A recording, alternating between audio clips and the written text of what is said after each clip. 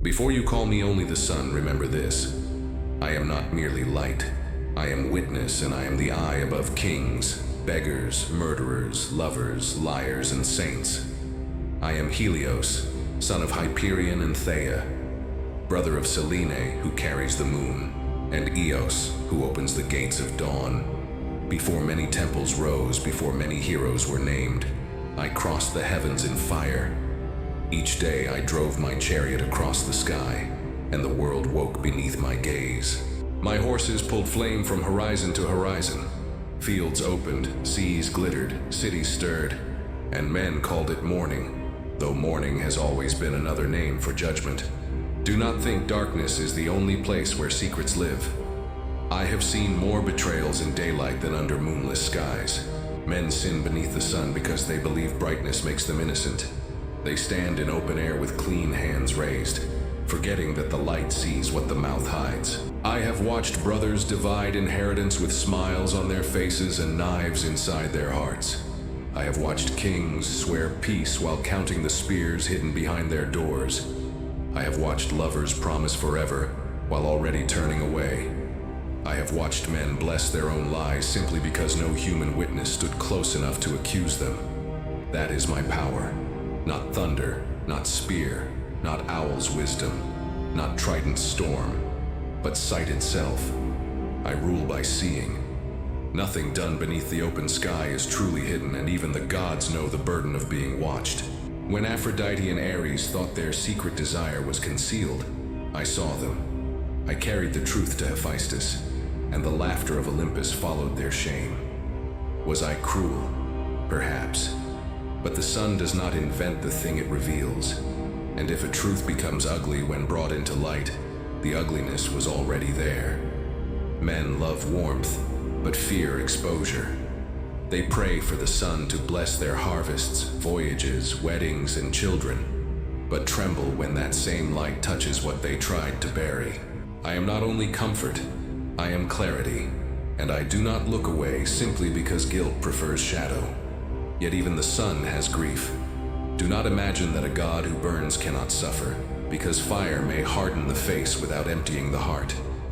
I had a son named Phaethon. His name meant shining, and like many children of great power, he wanted proof that he truly belonged to me. He came asking for a sign of his blood. I loved him, and love can make even gods careless when a child stands before them wounded by doubt. I swore by the river Styx to grant whatever he asked. Once that oath was spoken, even I could not take it back. He asked to drive my chariot. My heart knew the danger before his mouth finished the wish, because no mortal hand should hold the reins of the sun. I warned him that the path was steep at dawn and terrible at noon. I warned him that the descent toward evening was narrow, and that my horses knew only the strength of my command. But youth often hears warning as insult. He thought refusal meant doubt, and he thought danger was a door to glory. So he took the reins. The horses felt the weakness in his hands, bolted from the path of heaven, and dragged the sun where no untested soul should guide it. The chariot dipped too low, and the earth began to burn. Mountains smoked, rivers shrank, forests screamed in flame, and the skin of the world cracked beneath a child's desire to prove himself. Then the horses rose too high, and the earth froze beneath distance. Heaven and world both trembled because one young heart mistook inheritance for mastery. Zeus struck him down. Thunder ended what fire had begun, and my son fell from the sky into death. The world was saved, but a father's light was darkened. Since that day, I have never forgotten that not every desire deserves the reins. To carry fire is not the same as deserving it. To inherit greatness is not the same as being ready to guide it. Since then, I have watched mortals make the same mistake in smaller forms.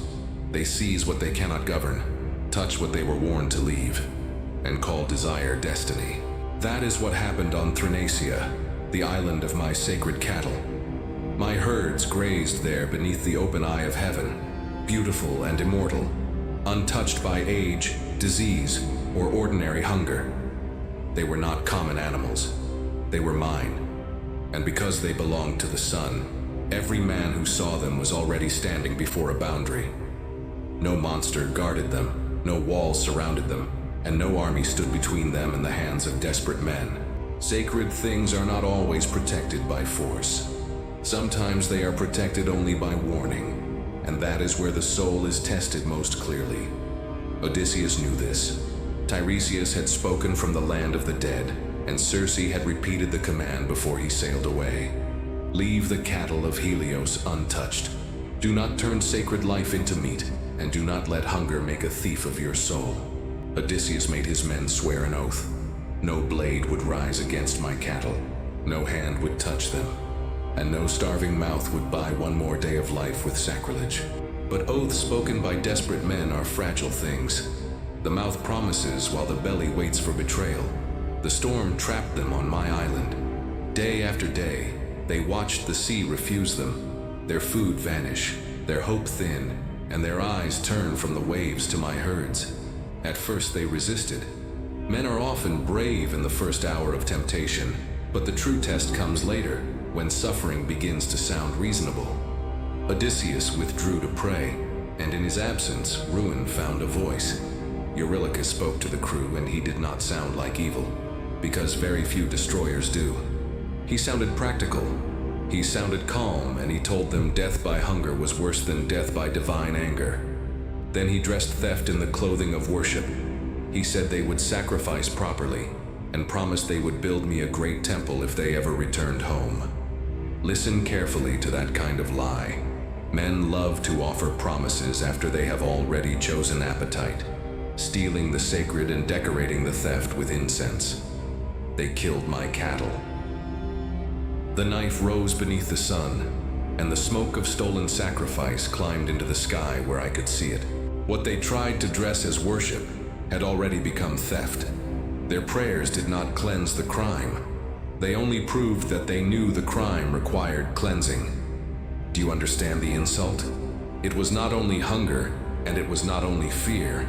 It was man standing before a clear command and deciding that his need had become greater than the gods. It was appetite placing a crown upon its own head. My cattle cried out. Even their hides moved after death, and the meat upon the spits lowed with voices that should have shattered every guilty heart. Omens surrounded them. The dead spoke through the feast. The island itself became accusation, and still they ate. That is how the soul falls. Not always by ignorance, and not always in one sudden moment of evil. Sometimes a man sees the warning, hears the omen, feels the guilt, and continues because his mouth has already tasted what his spirit should have refused. Lampetia, my daughter, saw what they had done. She came to me with the truth, and the grief of a child can carry a wound deeper than any messenger's report. I went to Olympus.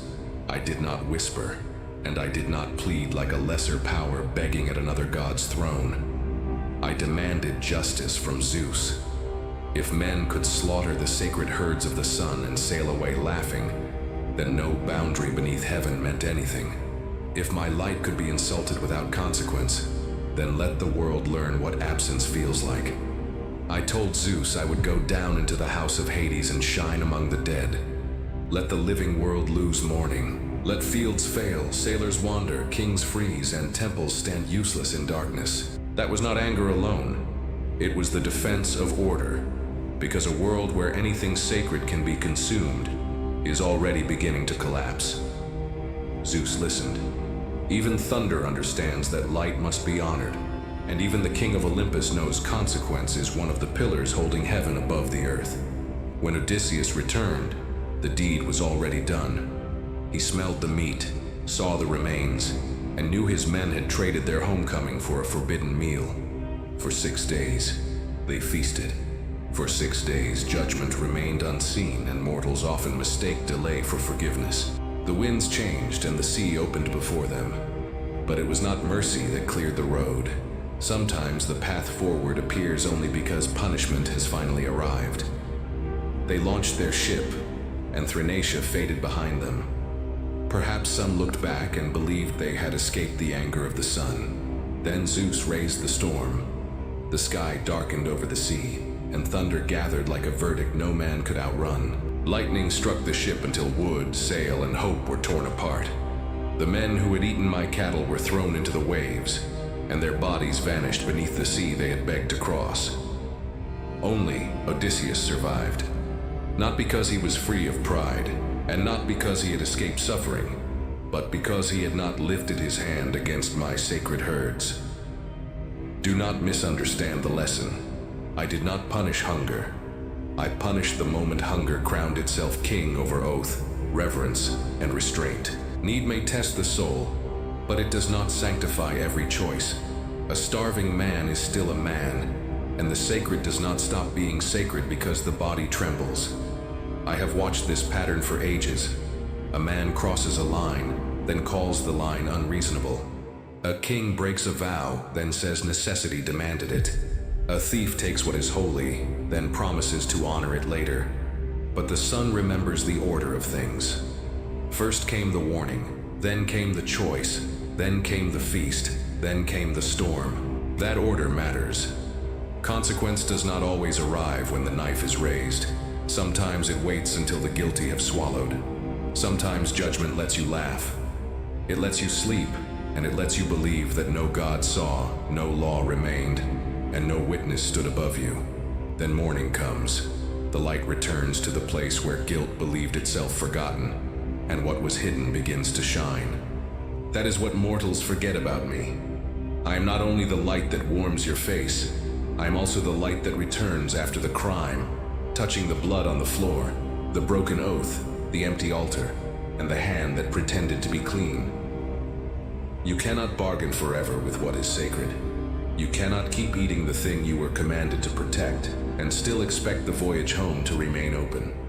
Phaethon taught me the danger of power without readiness. Odysseus's men taught me the danger of hunger without reverence. Both reached for what they could not rightly hold, and both fell from the path. One fell from heaven, and the others fell into the sea. I am Helios. I see the child who wants glory before wisdom, and the starving man who calls theft survival. I see the king who calls pride duty, and the liar who calls exposure cruelty. I see because that is my burden. Light is not gentle merely because it is beautiful. Sometimes light burns because truth itself is a fire. So learn from my sun, and learn from my cattle. Do not touch what was given to be honored, and do not seize what you were not prepared to carry. Do not dress disobedience in sacred words. A prayer spoken over stolen things is not worship, but vanity kneeling before itself. And do not mistake the patience of heaven for blindness. The sky may be silent for 6 days, but silence is not permission. I am Helios, the sun that sees all. I rise over every hidden thing, and my warning is this: what you do beneath the light becomes part of the light. Leave sacred things sacred. Hold your oath when hunger speaks, and guide only the fire you are strong enough to bear, because the world is full of men who thought they could steal the sun and still find their way home.